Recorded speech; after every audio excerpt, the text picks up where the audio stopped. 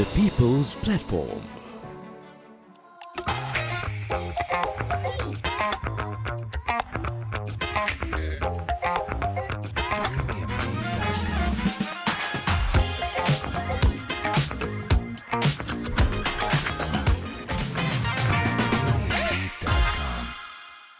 Join me this week on the People's Platform while I speak to some of the most phenomenal writers, both local and international, here in the historic city of Galle at the Galle Literary Festival.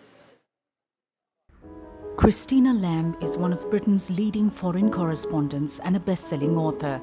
She has reported from most of the world's hotspots, starting with Afghanistan, after an unexpected wedding invitation led her to Karachi in 1987 when she was just 22. She moved to Peshawar to cover the Mujahideen fighting the Soviet Union, and within 2 years she had been named Young Journalist of the Year.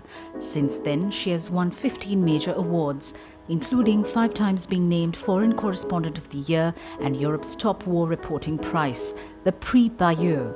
Currently Chief Foreign Correspondent for the Sunday Times of London, her postings have included South Africa, Pakistan, Brazil and Washington, and she's particularly known for her writing highlighting how war affects women. She has written 9 books, including the best-selling The Africa House and I Am Malala, as well as Farewell Kabul and The Girl from Aleppo. Her first play, Drones, Baby Drones, co-written with Ron Hutchinson, was performed at London's Arcola Theatre in 2016. Her latest book is Our Bodies, Their Battlefield, What War Does to Women, described by eminent historian Anthony Beevor as the most powerful and disturbing book I have ever read. Good evening and welcome to this special edition of the People's Platform. I'm here in beautiful Galle with a phenomenal writer. She's one of Britain's leading foreign correspondents and best-selling authors. She has covered conflicts across the world and reported extensively on what war does to women. She has won 16 major awards, including a Lifetime Achievement Award for her contribution to journalism. She has written 10 books, including the global bestseller I Am Malala, co-written with Malala Yousafzai.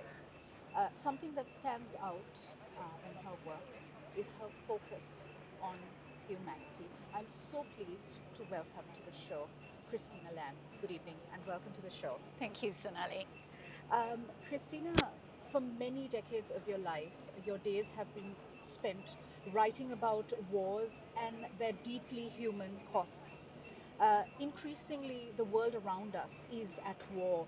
But there are sovereign states, there are international bodies such as the United Nations, there are concepts such as universal jurisdiction, there are international courts, there are laws, ethics, humanity, rationality, yet we see so many wars.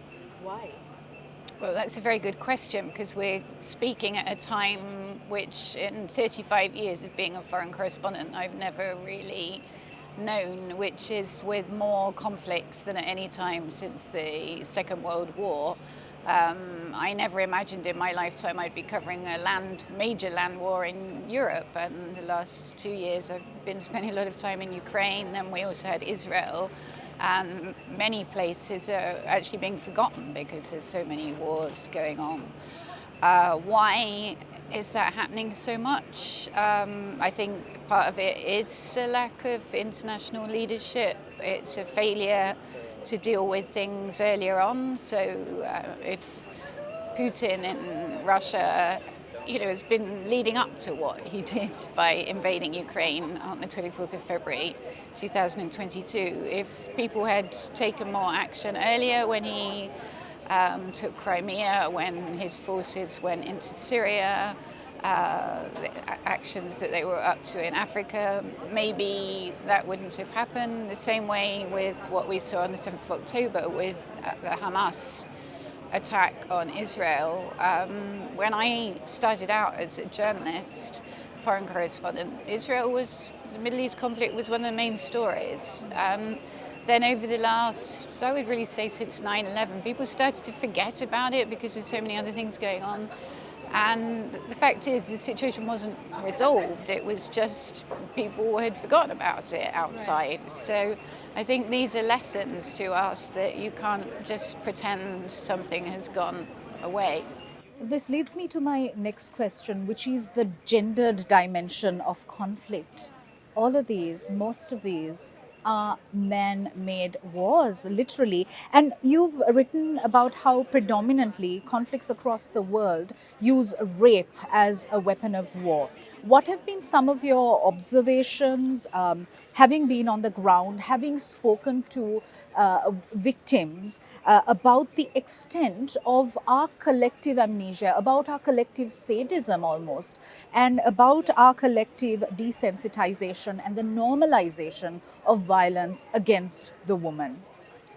So first of all, I think that for many decades, centuries even, there's been silence about what happens to women in war. People have focused on the fighting in war, which has mostly been between men, not always, but that's not the only issue. I've always been interested as a war correspondent in how people survive in a country when there's war going on, how people educate and feed their children, protect the elderly, and that's mostly women that are doing that, although you don't find any statues to them. To me, they're the real heroes. But there is, as you said, also this dark side of what happens to women in war, and that is the use of sexual violence and rape. Also happens to men too, but it is mostly to women. So I think I, as a female correspondent, I've always focused very much on what happens to women. So because of that, I have found myself reporting a lot on the rape. And I would certainly say in the last 10 years, I've seen far more use of rape and sexual violence in war than at any time in my career. Why is that? I think partly it's because people think they could get away with it. I mean, rape in war is a war crime, but it's the world's most neglected war crime. Very few people are brought to justice. Accountability is the exception, not the rule. International community is doing far too little about it. And so people think they can get away with it. So we see it happening over and over again. We saw it again in Ukraine. We saw it again on October the 7th with the Hamas attack. And when I worked on my book, Our Bodies, Their Battlefield, I found almost no conflict anywhere where it hadn't happened. Having witnessed all of these conflicts, having spoken to victims, how do you think we need to societally find solutions to this much of violence? Because violence begins within the person first. Yeah. Well, I think first of all we have to stop being silent about it and what happens to women in war. Now that I think is changing a bit. For example, when I first started reporting about rape in war, my male foreign editor literally said to me, nobody wants to read about this. I think that's changed. Like, we see a lot of reporting on it now, and in Ukraine in particular there was a lot of reporting. So people are starting to become more aware. But the next step is to actually take, it's not enough just to talk about it and be outraged, is to actually take action so people know that if they do this, perpetrators know that they can't get away with it. They will be brought to justice. At the moment it's, a handful of cases. It's actually very depressing, and we need to stop regarding it as a kind of side issue in war. So, to me, one of the problems is that when wars are resolved at the end of war, I'm not sure how that was in Sri Lanka, but in most peace negotiations, it's mostly men sitting at the table. There isn't a single peace negotiation going on in the world at the moment that's headed by a woman. Most of them have hardly any women. So men sitting at a table together at the end of a war are not thinking about the rape of the women. If they do, it's a side issue, and they focus. If there's any kind of talk of peace and reconciliation, transitional justice, it's usually about the killing, about the torture, not about the rape. So we need to have more women at the table. Ruth Bader Ginsburg, the late Supreme Court Justice of the United States, famously said women belong in all the places decisions are being made. And I strongly believe that. So that is the first thing. And that is something the international community can do something about. They passed a resolution in the United Nations more than 20 years ago called Resolution 1325, which was saying we need to do something to reduce sexual violence in conflict. And they linked it to also increasing female participation. In peacekeeping forces, less than 5% of UN peacekeepers are female, but also in mediation and peace negotiations. But in that time, things have really got worse, not better. Right. Christina, we're living in an age of misinformation, disinformation, and AI. How do you view the power of journalism in influencing public opinion, but also policy making in a manner that benefits humanity? Yeah, that's a very good and important question, because of course we're also linked to that, seeing a sort of rise in autocratic leaders and people like Trump who have sometimes little regard for the truth. So actually I think the role of journalists is more important than ever. It's very important that we go to places, that we see things for ourselves on the ground and report them. But it's difficult for people, they're overwhelmed by information from different sources, and it's not always easy to know what's true and what's not. One of the core values of a journalist is being guided by humanity and kindness. When covering conflicts, how have you faced navigating ethical and moral dilemmas? Well, so first of all, mostly I spend my time going to bad places where bad people are doing bad things. But that actually, in a weird way, because people often say to me, don't you get very depressed by that? In a weird way, it gives me more faith in humanity, because in those places, I find people doing really impressive things. And I've worked with some of them, like Malala and Nujeen, the Syrian refugee that I wrote a book with. So, that gives me a lot of faith. But I think it's more important than ever for us, with all these different conflicts going on and the scarcity of resources to cover them, that we do try and really bring home to people the stories, write about the injustice, and hope that it actually makes a difference. How important is it to have the bad guys at the decision-making tables? Because whenever we have conversations, we try and have conversations with like-minded people. Yeah. But do we engage with the perpetrators? Do we engage with the bad guys? Well, I think that is important, because too often at the end of conflicts, when you have people sitting around the table deciding what to do next, it's a sort of conference of the victors, right? That doesn't solve anything. Afghanistan is a good example of that. After the Taliban was kicked out in 2001, and there was this conference in Bonn to try and come up with a transitional government, there were no Taliban at the table. That was a mistake, because whatever you think about the Taliban, and personally I find abhorrent a regime that doesn't allow girls to go to school or women to work. But I also accept that there are a lot of people in Afghanistan that support the Taliban. They should have had a voice. They were a point of view. Okay. And what happened in the end? Well, because they weren't part of that, they carried on fighting. Eventually they have, won. They've toppled the Western-backed government. So, Christina, how do you continue to do what you've been doing for this many years without being discouraged, without being jaded? I spoke to you just before the interview, and you're so lovely and super zen.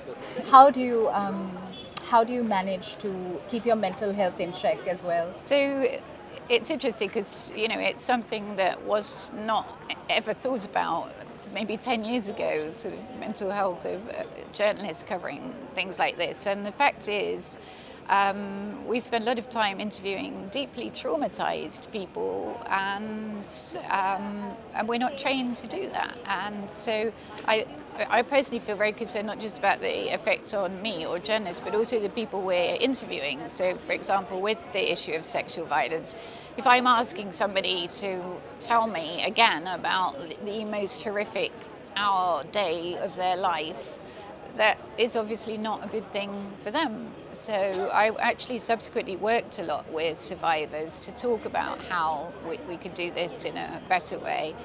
But, you know, obviously it affects you too. I think in my case, what keeps me going is partly what I said earlier, that I feel like I meet in these bad places some really incredible people. And I always say you find the brightest stars in the darkest places. To me, they're almost always women. Now, I don't know whether that's because I am a woman and therefore I'm speaking more to women. But so that really gives me a lot of faith in humanity. But I also try and take time for myself when I'm back. I have a family, so with being with my family, coming to beautiful places like this, and so I'm taking a bit of holiday at the end to go and see a bit of Sri Lanka. But also it's great to come to festivals and meet people from different countries and, you know, hear what they're interested in and what their concerns are, and because that makes a lot of difference. And it's nice if people appreciate what you do and come and hear you, so that's good. My final question to you, Sri Lanka is also going through a transitional justice process following the conflict of 2009. How important do you think it is to have a holistic transitional justice process that also takes into consideration the thoughts and aspirations of the victim survivor communities, that the TJ process is done in such a manner that it is genuine, it has the right political will? I think it's extremely important. As you know, history is littered with examples of where this issue hasn't been taken seriously afterwards. There hasn't been reconciliation, there hasn't been accountability, and it's very hard for societies to move on if you don't do that. You can't suddenly, you know, announce a war is over and expect from one day to the next people to forget what's happened. You know, people have lost brothers, sons, daughters, mothers, and you know, that needs to be talked about and accounted for. It can be dealt with in different ways. And Rwanda, for example, I had, you know, because almost 1 million people were killed in the genocide there, but they had these gakaka, grassroots courts on a community basis, which, you know, seemed to work quite well. I met people, you know, I met a woman whose arm had been chopped off, and she's sitting with the man who chopped her arm off, and now they're friends, and he's coming to her house. And you know, it's not always possible, of course, to forgive, and you certainly, I think, don't forget. But it's very, very important to have some kind of reckoning, I think.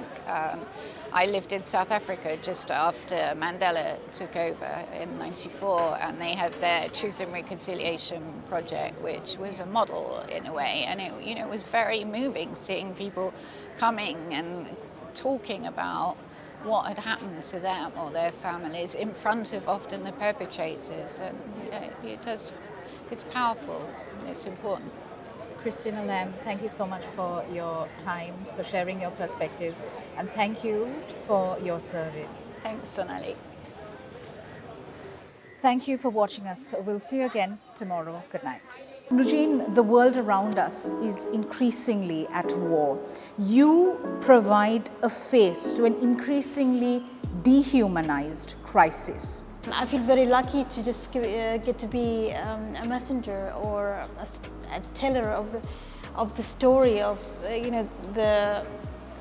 of the Syrian crisis, but also have many similarities with many other refugees all around the world, and how you know, and I feel just very fortunate to have had the opportunity to provide one example of what it is like to be a refugee.